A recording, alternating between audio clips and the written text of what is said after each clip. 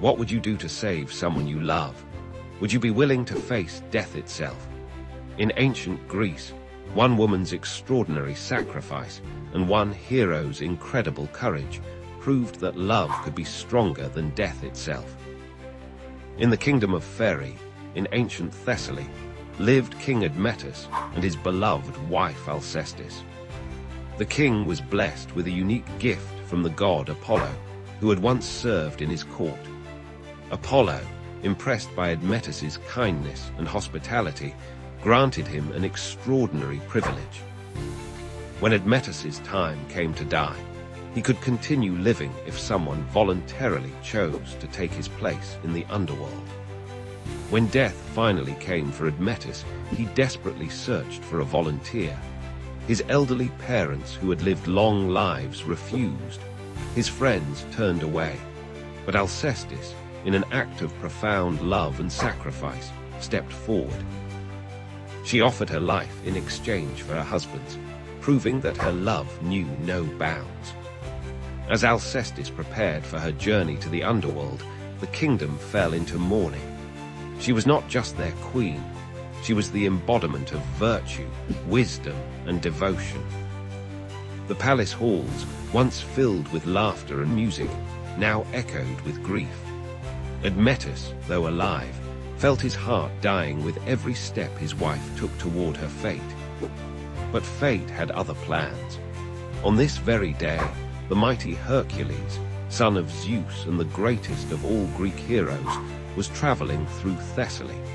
He arrived at the palace of his friend Admetus, seeking rest from his legendary labors. Admetus, not wanting to burden his guest with the tragedy unfolding in his house, welcomed Hercules with forced cheerfulness.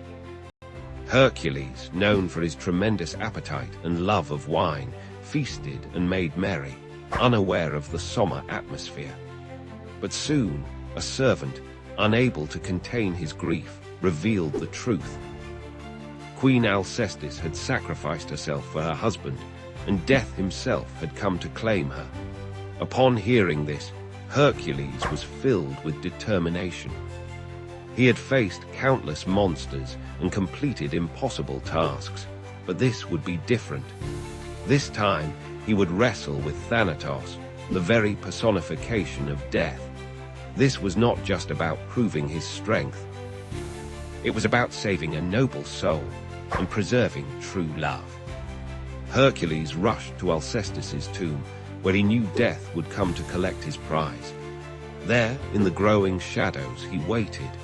When Thanatos appeared, a dark figure with wings black as night, Hercules sprang into action.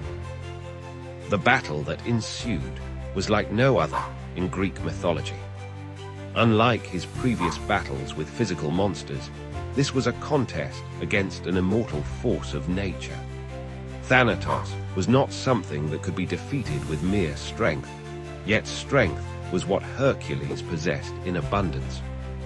The hero grappled with death itself, his muscles straining against an opponent that was both there and not there, solid yet ethereal. The earth trembled beneath their struggle. The very air seemed to grow thick with the tension of their battle. Hercules, drawing upon his divine heritage and unmatched determination, slowly but surely began to overpower death. With a final mighty effort, he forced Thanatos to release his grip on Alcestis's soul. But winning the wrestling match was only half the battle. Hercules then had to journey into the underworld itself to retrieve Alcestis. He descended through dark passages, past the three-headed guard dog Cerberus, across the river Styx, until he found the queen's shade among the countless souls of the dead. With the permission of Persephone, queen of the underworld, Hercules led Alcestis back to the world of the living. As they emerged from the darkness into the light, color returned to her cheeks, warmth to her limbs. She was alive again, restored to her grieving husband and her overjoyed kingdom. The reunion of Admetus and Alcestis was a moment of pure joy, but it was also a moment of profound realization. Admetus understood that his wife's willingness to die for him and Hercules' willingness to fight death itself were expressions of love and friendship in their purest forms. This story, passed down through generations, reminds us of essential truths about love, sacrifice, and courage. It shows us that true heroism isn't just about physical strength, but about the strength of the heart.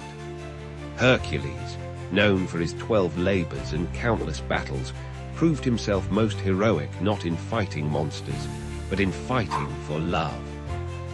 The tale of Alcestis and Hercules' battle with death has inspired countless artists, writers, and thinkers throughout history.